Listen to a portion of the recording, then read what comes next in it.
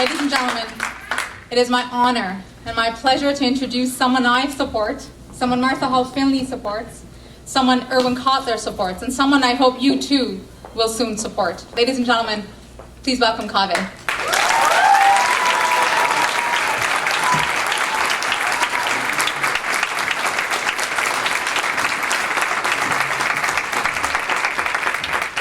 Thank you all very, very much. My wife, Maral, she is a woman of tremendous accomplishment. And yet she always shies away from the spotlight. So it was really great to actually have her here giving that speech, and I thought she was wonderful. Absolutely. I also want to take a moment just to thank the ownership and the management of Shiraz Restaurant and the folks who are working very hard tonight. Thank you very much for being so gracious and for allowing us to host this event here. Very kind of you.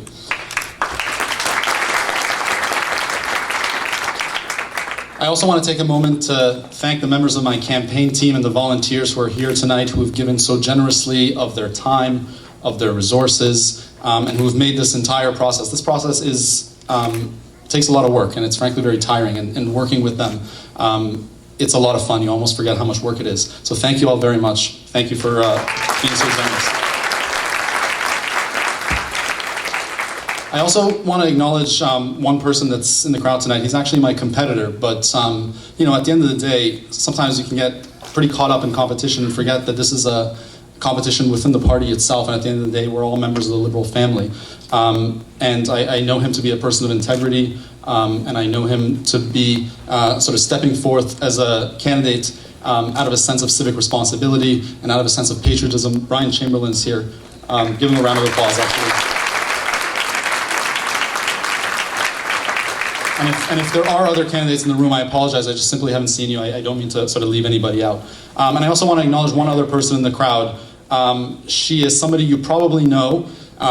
If you don't know her, you probably soon will know her. She's running for the Richmond Hill City Council. If you don't know her, you certainly know her father, who's done an awful lot of good for the people of Richmond Hill and for the Iranian community. Majlan Moridi is here.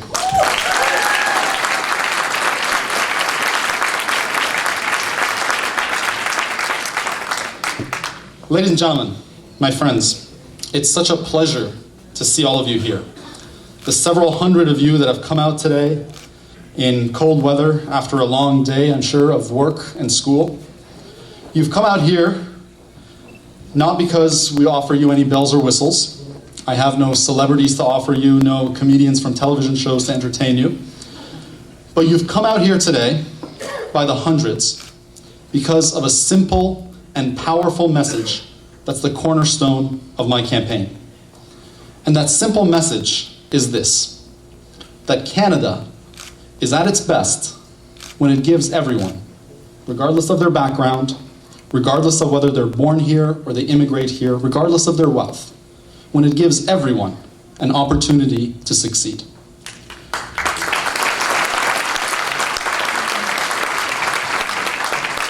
You've come here today because, like me, you believe in Canada, and you want Canada to remain the kind of place that offers abundant opportunities to thrive. And you, much like me, are probably concerned that the Canada of Stephen Harper is becoming less and less the kind of open and welcoming country that it used to be.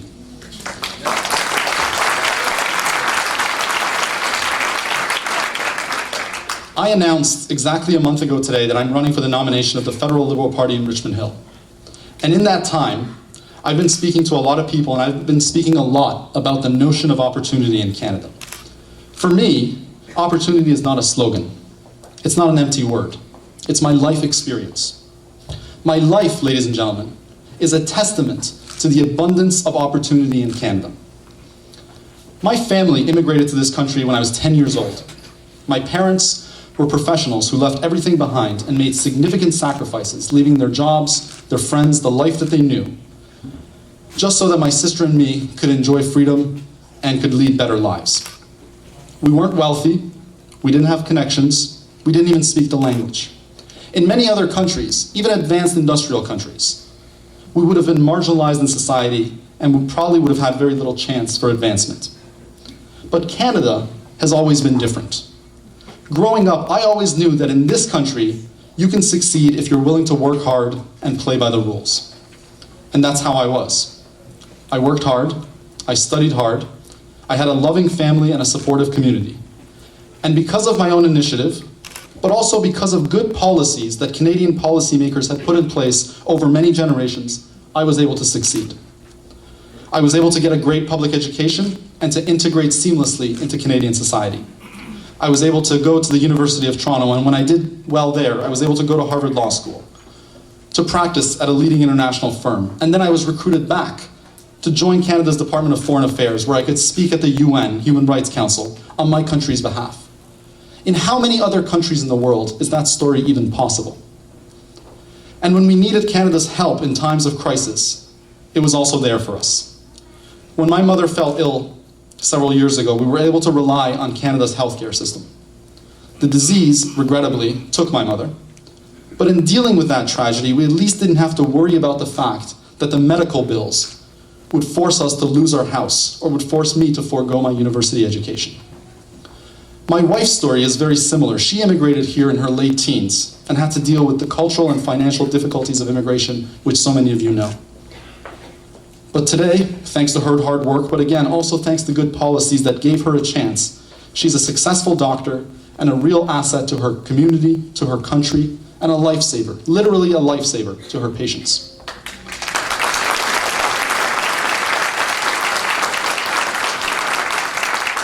Together, we're living a life that's only possible in a country like Canada, a country that traditionally welcomed everyone with open arms, that allowed everyone to thrive, but would catch you if you fell on hard times, if you needed help, if you got sick, when you got old. We now have a daughter, just shy of a year old, and I wanted her here, but her mother's very strict about that time. We now have a daughter, and we want to ensure that she too has those opportunities when she grows up. And we want to ensure that children like her, wherever they're from, or whatever their socioeconomic background, have an opportunity to succeed. Growing up, I knew that Canada would provide me opportunities, but there was also something else that I knew about Canada. I knew, even at a young age, before knowing much about international affairs, that Canada always had a special place in the world. I always knew that our country was the voice for peace and international cooperation. I always knew that other countries looked to Canada for leadership on tough international issues of our time. Regrettably, the Canada of Stephen Harper is not the Canada in which I grew up. Under the Harper government, inequality is growing. And when inequality grows, opportunities disappear.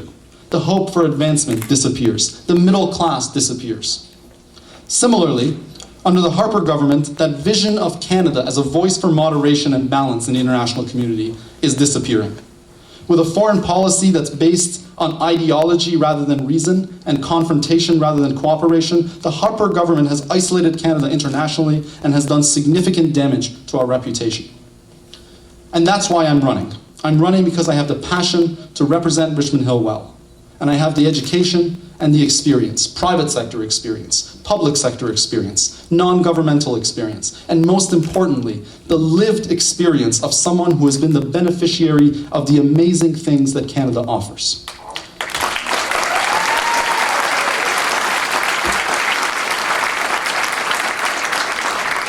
And I'm running because I'm committed to fighting for equality of opportunity for residents of Richmond Hill and all Canadians. And I'm running because I have a vision of Canada that's fundamentally different than Stephen Harper's. The battle ahead won't be easy, but I'm optimistic. Because when I look around the room and I see the hundreds of you that have come out today, I know that my message is resonating. I know that you, much like me, care about opportunity and care about Canada's standing in the world.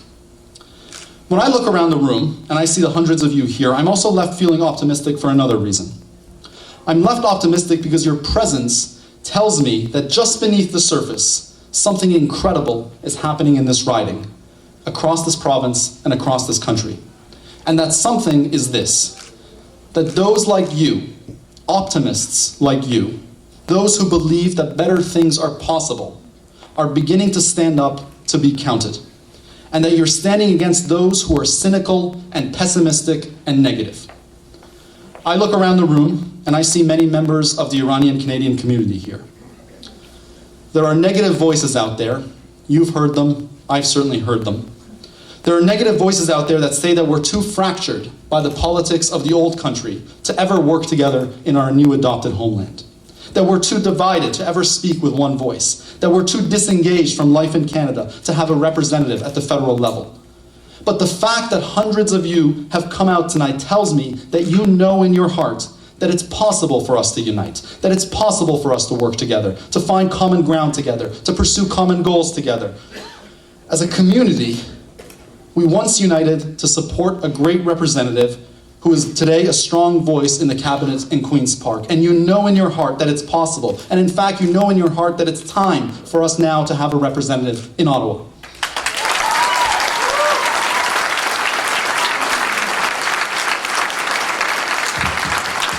I look around the room and I see many young people, I see senior citizens, I see working people. There are those out there with negative voices, and you've heard them and I've heard them too, who say that giving a helping hand to the young, that providing support to our seniors, that investing in the kinds of programs that help ordinary working people is too costly. That in the era of economic uncertainty, all we can do is cut back. All we can do is reduce services and turn Canada into the kind of country where we stop working together and where everyone is out for him or herself. Those are the voices of negativity and pessimism, but the fact that hundreds of you have come out tonight tells me that you know in your heart that it's possible for us to help the young, to provide support to the elderly, to help ordinary working people, that investing in our youth to find jobs, that investing in programs like a national daycare program for young families, that investing in education and training, that these investments aren't just costs, they're investments in our future. That taking care of seniors isn't just a cost, it's a moral duty and a sign of a compassionate country that takes care of those who have worked hard their whole lives. That investing in good jobs and strong industries, the developing infrastructure, that these things are not frivolous or excessive, they're the backbone of a strong and healthy economy that helps the middle class prosper. And in talking to you, I know that you've heard the voices of cynicism, I've certainly heard them too. But I know that you care deeply about Canada's place in the world. And despite the cynicism we hear, despite the fact that the Harper government has increasingly isolated us internationally, you're here because you know in your heart that it's possible for Canada to once again become a leader in the world, for it to become a voice for moderation and peace and human rights in the international community. You've come out today, as I said at the outset, not because of some entertainment or a gimmick. You've come out because you know in your heart that a united community is possible, that helping the young and the old is possible, that a stronger economy and better jobs are possible, that better infrastructure is possible, that a more principled foreign policy is possible. You're here because you, much like me, know in your heart that a better Canada is possible.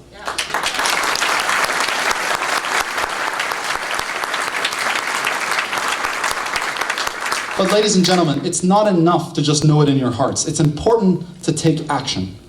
Democracy isn't about sitting back and wishing for change. It's about engagement. It's about actively supporting those who share your views. It's about joining parties. It's about attending meetings. It's about making sure that your voice is heard. I know that in some cases, particularly for newer immigrants to Canada, particularly for those that have escaped repression and violence back in their home countries, there is a reluctance to get involved.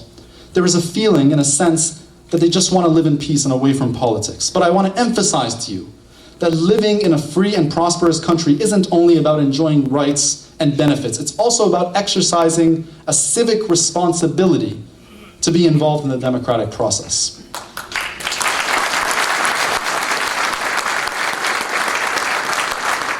Ladies and gentlemen, in your heart, you know that a better Canada is possible. I too believe that. But knowing it is not enough. We have to take action. By deciding to stand for election, I've decided to take action. But I can't do it alone. I hope that you'll join me. Thank you all very much.